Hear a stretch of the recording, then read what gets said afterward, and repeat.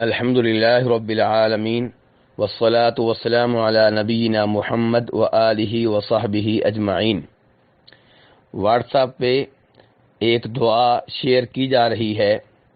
دعا یوں ہے: اللہم بارک لنا فی رجب و شعبان و بلغنا رمضان، کہ اے اللہ ہمارے رجب کے مہینے میں برکتیں ڈال اور ہمارے لیے شعبان کے مہینے میں برکتیں ڈال اور ہمیں رمضان تک پہنچنے کی توفیق عنایت فرما۔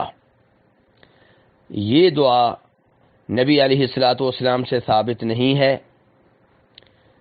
اس دعا کو امام عبداللہ بن امام احمد نے اور امام طبرانی نے اپنی کتاب الاوسط میں اور امام بہقی نے روایت کیا ہے۔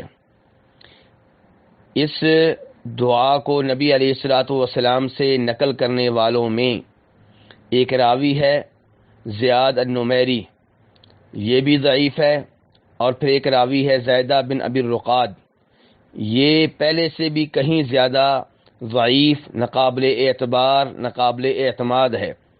اس لیے اس حدیث کو بہت سے علماء کرام نے ضعیف اور مشکوک قرار دیا ہے۔ ان میں ایک امام نووی ہیں، دوسرے امام ابن رجب ہیں، تیسرے شیخ البانی رحمہ اللہ ہیں۔ اس لیے اس دعا کو شیئر کرنا اور اسے نبی علیہ الصلوۃ والسلام کی طرف منسوب کرنا غلط ہے، درست نہیں ہے۔ دوسرے نمبر پہ یہ بات ذہن میں رہے کہ رجب کے مہینے کے فضائل کے بارے میں جتنی بھی روایات آتی ہیں ان میں سے کوئی بھی نبی علیہ الصلوۃ والسلام سے ثابت نہیں ہے۔ رجب عام مہینہ ہے، رجب کی وجہ سے خصوصی طور پہ روزے رکھنا غلط ہوگا، رجب کے مہینے کی وجہ سے خصوصی طور پہ کوئی نماز پڑھنا غلط ہوگا، رجب کے مہینے کی وجہ سے خصوصی طور پہ عمرہ کرنا غلط ہوگا۔